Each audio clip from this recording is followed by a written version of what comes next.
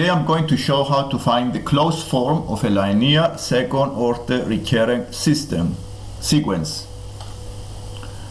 And let's see this exercise here. I have a linear second-order linear recurrent sequence with the first term 11, the second term -1, and the sequence has the form un plus 2 is equal to 13 over 5 un plus 1 plus 6 over 5 un. And we want to find the closed form of this sequence. So the first thing we can do here is to write this as a geometric sequence. So we write it as r square n plus 2. This is r to the power of n plus 2 is equal to 13 over 5 r to the power of n plus 1 plus the 6 over 5 times r to the power of n. Then here we divide both sides by r to the power of n. So we divide this by r to the power of n. And here we have a quadratic. So if I divide both sides by r to the power of n, so I have a quadratic formula. R squared is equal to 13 over 5 times the r plus 6 over 5. And therefore the equation is this one. They call this auxiliary equation is this one.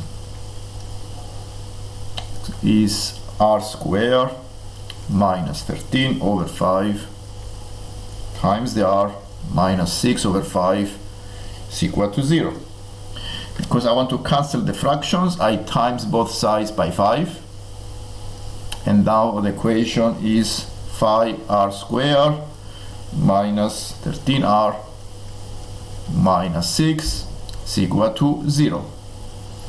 So solving this equation, we can find the two values of r. So we can factorize this as 5r plus 2. So this equation can be factorized as 5r plus 2 times the r minus 1 minus 3 is equal to 0. So here we can see that the two solutions are the value of r, that is 3. The two solutions of this equation, the r is 3 and the other value of r is negative 2 over 5. Once we found these solutions, we write the general solution of the sequence. So we write the general solution as un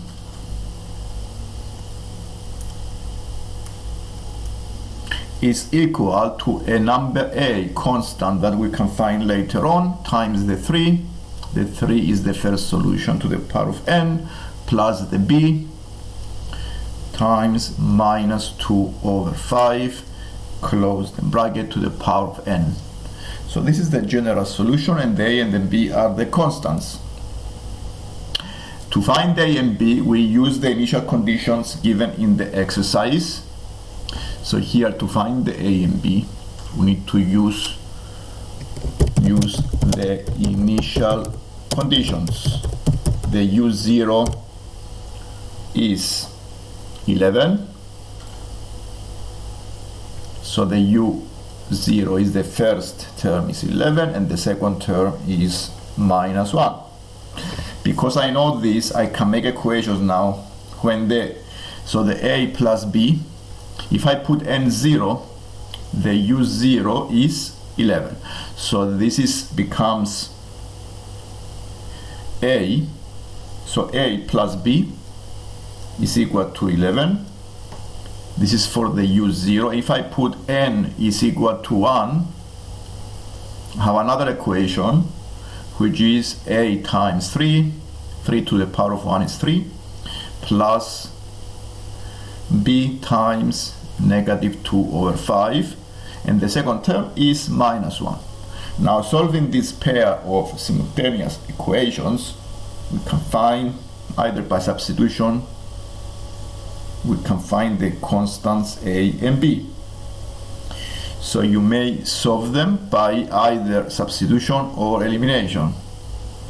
Now let's see, we do substitution here. So it is a, the a is equal to 11 minus b.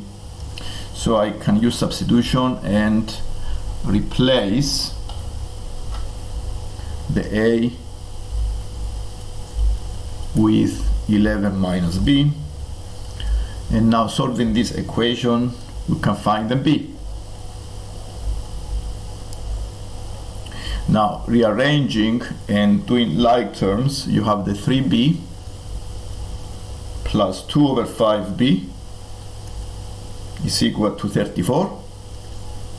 And this gives you, by multiplying both sides by 5, you can see and make them one fraction. You can make it 15b plus 2b is equal to 170, and this equation gives you the value of b as 10. And since I want to find also the value of the a, I can also use the value of 10 into the other equation, because we found earlier that the a is 11 minus b.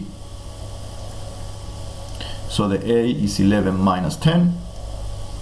So the value of the a is 1. Since we found the constants a and b, 1 and 10, we can write now the closed form of the linear, second order linear sequence S. So we write the closed form is this one. Okay, closed form is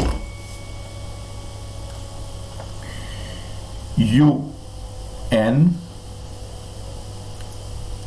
is equal to the 10 is the constant b, times minus 2 over 3. Yes, then the a is 1 and then b.